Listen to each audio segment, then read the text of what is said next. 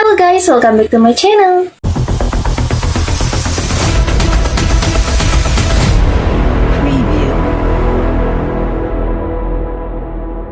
Di video kali ini, aku Nadia akan membahas salah satu film horor dari India yang dirilis pada tahun 2014 berjudul Pizza.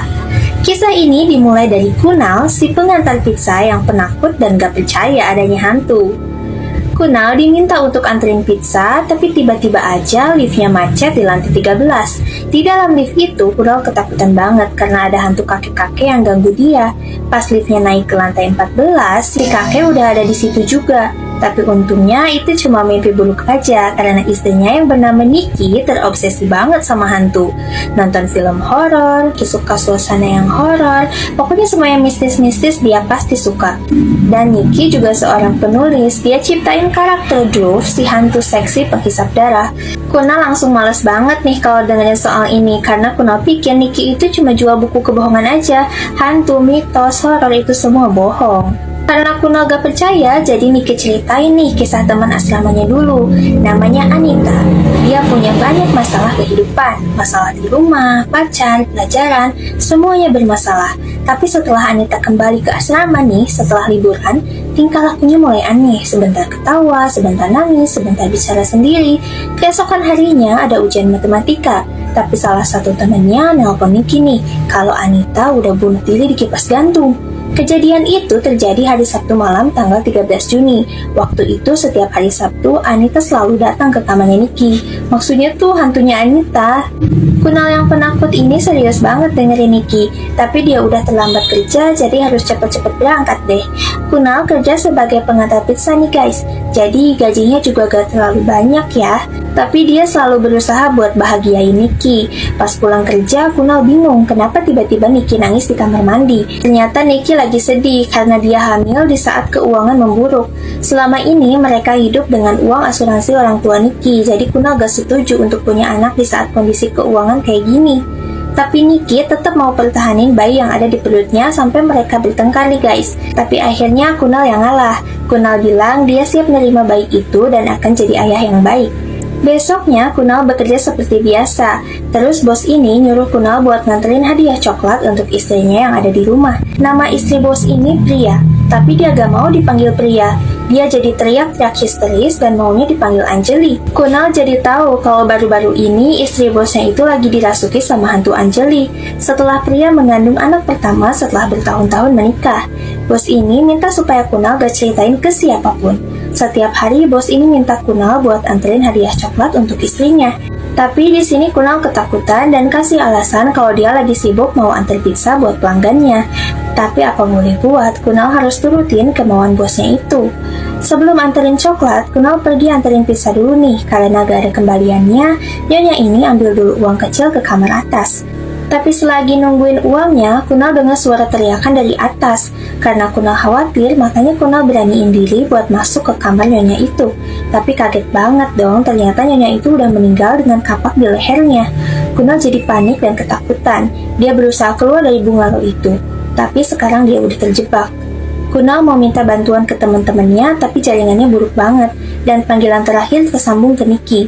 Kunal buru-buru aja sebutin alamat bungalow itu, walaupun Nikki gak ngerti apa yang terjadi. Sekarang udah benar-benar gak ada jalan keluar lagi selain pintu utama, dan kaca jendelanya juga kuat banget, tapi tiba-tiba ada laki-laki yang datang ke rumah itu. Laki-laki ini teriak manggil Nyonya Smita, si pemilik rumah. Pria ini teriak kalau dia mau lenyapin Smita karena perselingkuhannya dengan pria lain. Kunal yang gak tahu apa-apa tentang ini terus minta tolong supaya dibukain pintu. Tapi percuma aja karena yang di luar gak bisa dengar suara dari dalam. Pria ini telepon Smita buat bukain pintu dan bilang kalau dia akan lenyapin Smita. Ini kesempatan bagus buat Kunal untuk angkat telepon Smita dan minta tolong ke laki-laki itu. Setelah ditelepon, pria itu malah salah paham. Dia kira Kunal itu pacar istrinya dan jadi marah-marah sama Kunal. Di sini Kunal terus jelasin kalau dia cuma pengantar pizza yang terjebak di bungalow ini. Akhirnya percaya juga nih setelah lihat motor pengantar pizza di depan bungalow itu. Laki-laki ini kasih tahu kalau kuncinya biasa disimpan di keranjang buah, tapi pas dicoba satu persatu gak ada kunci yang cocok. Laki-laki tadi langsung hilang gitu aja dan Kunal punya ide buat telepon balik. Tapi pas ditelepon, suara dirinya malah ada di lantai atas. Ini artinya laki-laki tadi ada di lantai atas dong. Kunal terus ikutin suara HP-nya. Ternyata suaranya berasal dari dalam kamar mandi guys. Dan pria itu juga udah meninggal dengan kapak di kepalanya. Kunal lari lagi ke bawah dan dia lihat udah ada Nyonya Smita yang lagi duduk di sofa. Untung aja Niki keburu datang buat nolongin Kunal. Tapi sebelum berhasil buka pintu, Niki juga dilenyapin sama dua hantu ini. Kunal panik dan sedih banget, tapi anehnya ada telepon masuk dari Niki. Terus yang barusan siapa dong? Niki bilang dia akan datang sama polisi. Selama nungguin Niki, ada banyak kejadian aneh di bungalow itu. Pizza yang udah habis dimakan belatung, jejak kaki darah, dan hantu anak kecil yang bernama Anjeli. Hantu Anjeli ini terus nyariin papanya dan minta dipeluk sama Kunal. Karena Kunal nolak, jadi dia nyerang Kunal deh. Waktu dikejar-kejar hantu Anjeli, tiba-tiba aja polisi datang dan berhasil buka pintu bungalow itu. Tapi Kunal tertuduh sebagai pembunuh 3 anggota keluarga rumah ini. Walaupun Kunal bela diri, tapi polisi sama sekali gak percaya karena rumah ini udah kosong selama 5 tahun. Polisi kira Kunal datang ke rumah ini buat ngambil bukti yang tertinggal. Kunal dengar suara radio itu nyala sendiri, tapi polisi gak dengar apa-apa. Jadi Kunal buru-buru pergi, sedangkan polisi-polisi itu ditarik dan terjebak di sana. Ceritanya udah nyampe rumah nih, tapi Niki malah menghilang, dan teleponnya juga gak bisa dihubungi. Jadi Kunal lapor polisi supaya Niki cepat ditemukan. Keesokan harinya, teman Kunal disuruh sama bos pizza ini nih untuk cari tahu tentang bungalow angker itu. Di sana dia tanya-tanya ke pedagang dan si bapak ini mau kasih tahu nih gimana awal mulanya bisa jadi angker. Bapak ini bilang kalau dulu ada suami istri yang tinggal di situ. Mereka selalu berantem walaupun istrinya lagi hamil. Suaminya curiga kalau bayi yang istrinya kandung itu anak orang lain.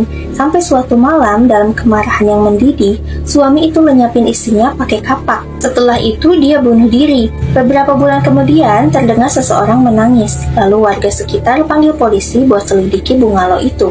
Tapi sayangnya polisi-polisi itu gak pernah kembali lagi. Di sisi lain, bos pizza ini selalu ditelepon sama beberapa orang. Kalau gak kasih barang spesial itu secepatnya, mereka akan hancurin toko pizzanya. Bos langsung ajak Kunal dan 2 pekerja lainnya buat datang ke bungalow angker itu. Kunal bingung emang mau ngambil barang apa sih di dalam situ. Bos dan 2 pekerja ini punya rahasia yang disembunyiin dari Kunal. Mereka langsung masuk ke dalam bungalow itu. Ada banyak coretan nama Anjeli di dinding dan di pintu. Tapi sebelum dapetin barang spesial itu, mereka kaget banget lihat Niki jadi hantu di rumah itu. Bos ini juga bingung kenapa ini bisa terjadi. Jadi dia juga mikir persamaan antara hantu Nyonya Smita, istrinya, dan Niki. Ya, persamaannya adalah wanita hamil. Bayi Smita meninggal saat di dalam kandungan, jadi arwah bayi itu senang cari-cari rahim dan setiap ada kesempatan hantu bayi ini merasuki ibu-ibu hamil. Bos ini bilang mungkin waktu Niki datang ke bungalow itu buat nolongin Kunal, hantu bayi itu merasuki Niki. Kedua teman Kunal ini mau ngasih tahu apa yang sebenarnya tentang Niki, tapi dilarang sama bos. Bos ini juga bilang kalau kita selamatin Niki, dia takut istrinya yang jadi korban lagi. Jadi ya udah biarin Niki aja yang jadi korban dan minta mereka untuk berjanji gak akan kasih tahu Kunal. Aduh, tega banget ya bos ini. Keesokan harinya, bos ini ngasih uang dan suruh Kunal untuk ambil cuti aja buat pulang kampung dan tenangin diri dulu dari semua kekacauan. Kunal ambil uang itu dan pergi ke apartemen yang lagi dibangun. Di sini Kunal kelihatan galau banget ya, dan aku kira dia mau bunuh diri guys. Tapi ternyata selama ini Niki itu gak hilang. Adegannya jadi throwback gini nih. Jadi ini semua bermula dari Niki yang kelaparan dan telepon Kunal buat bawain makanan. Tapi karena lembur, jadi Kunal gak bisa pergi selain anterin pizza nih. Tiba-tiba aja Kunal dapet ide, gimana kalau Niki pura-pura jadi pelanggan aja? Jadi Kunal bisa pulang dulu deh. Terus bos manggil ke atas buat anterin hadiah coklat ke rumahnya. Nah, yang dimaksud barang spesial itu ini guys, beberapa potongan berlian. Di sini Niki bukain hadiah coklat itu dan pas dibuka bungkusannya ternyata ada banyak berlian. Jiwanya langsung meronta-ronta nih guys, pengen ngambil berlian itu. Tapi Kunal bingung gimana caranya. Karena kalau mereka kabur bawa berlian itu, mereka pasti dicari polisi. Mereka mikir keras nih guys. Terus Nicky punya ide, apa sih ketakutan terbesar bos pizza ini? Kunal bilang ketakutan terbesarnya itu kehilangan istrinya dan hantu yang merasuki tubuh istrinya. Ditambah lagi, Kunal lihat koran berita kematian tentang Nyonya Smita yang dibunuh suaminya.